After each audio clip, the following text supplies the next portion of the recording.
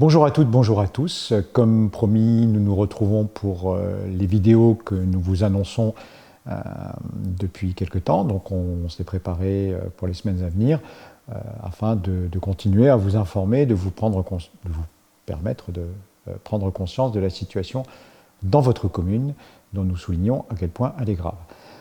En premier lieu, je voudrais vous remercier puisque les premières vidéos que nous avons faites ont eu un accueil excellent.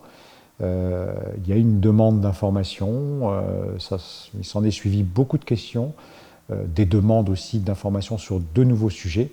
Donc je vous confirme bien que pour les semaines à venir, j'allais dire, le planning est plein, nous avons beaucoup de choses à vous dire. Je reviens sur cette fameuse affaire de cession notamment du bâtiment qui appartenait à la commune en face de la gare, dont je redis que c'est un absolu scandale. C'est tellement énorme que, j'allais dire, plus c'est gros, plus ça passe. Alors, nous commençons à avoir des réactions de la part des autorités de l'État, parce qu'évidemment, ça tousse un petit peu partout. Donc je pense que des choses vont se passer, enfin je sais que des choses vont se passer très rapidement. Mais aujourd'hui, je voudrais aborder un autre versant de ce scandale, parce que c'est un pur scandale, pour illustrer de manière extrêmement positive, cette fois-ci, en quoi vous, contribuables, en quoi vous, associations notamment, parce que mon propos va notamment toucher à la vie associative, vous êtes lésés par ce qui, au-delà d'être un absolu scandale financier, est à mon sens, j'ai quand même 25 ans d'expérience en la matière, une erreur de gestion absolument grossière, qui ne peut s'expliquer que par la compétence, la stupidité ou d'autres formes de motivation. Donc l'immeuble dont on parle, qui a été vendu 350 000 euros, fait 770 mètres carrés. C'est un très bel immeuble, quelques travaux y ont été faits, mais minimes, et il comporte 24 appartements, voilà, qui sont loués en tant que meublés. C'est un bien immobilier qui rapporte, bon an, mal an, à l'année, selon nos estimations et d'après les informations que nous avons recueillies sur la base des prix de location, de l'ordre de 250 000 euros à minima.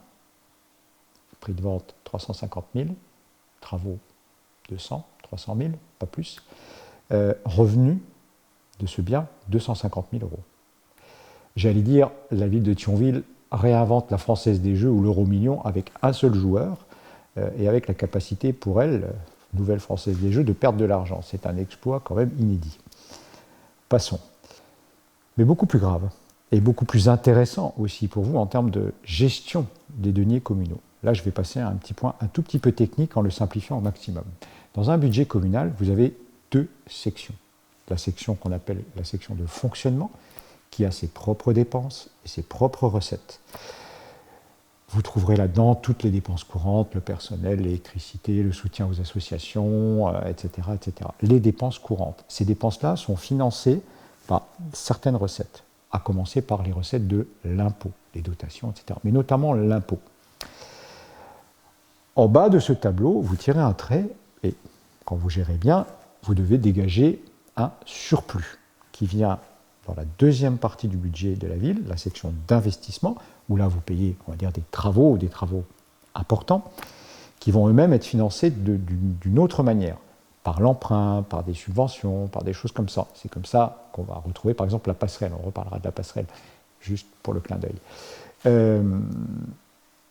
Il est beaucoup plus facile pour une commune de financer des travaux que de financer du fonctionnement.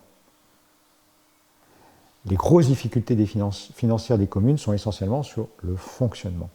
Et c'est comme ça aussi que l'on a parfois dans une commune de la difficulté à vous accompagner, par exemple en tant qu'association, ou dans les groupes scolaires par rapport au projet des enseignants, puisque là on va aller rechercher de l'argent dans une partie du budget qui est toujours extrêmement tendue.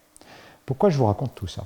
Parce que dans cette affaire-là, les recettes de vente, de cette vente honteuse de 350 000 euros, sont allées à la section de fonctionnement, qui n'a pas trop de problème pour être financée.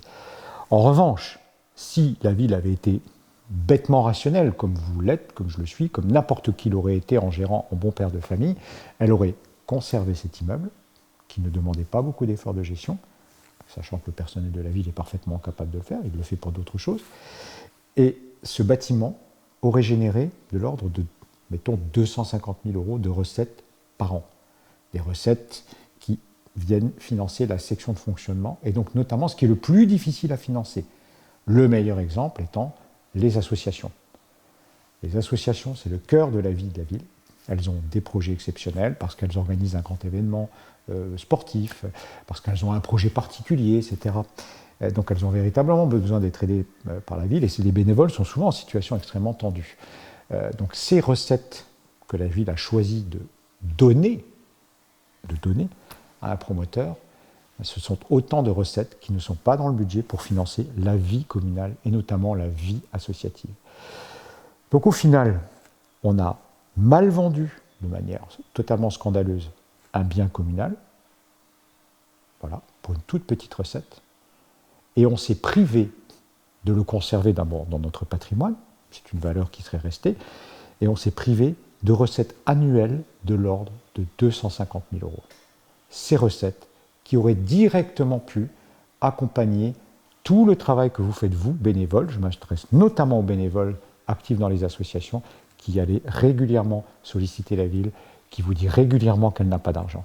Au scandale de cette vente s'ajoute une absurdité de décision de gestion.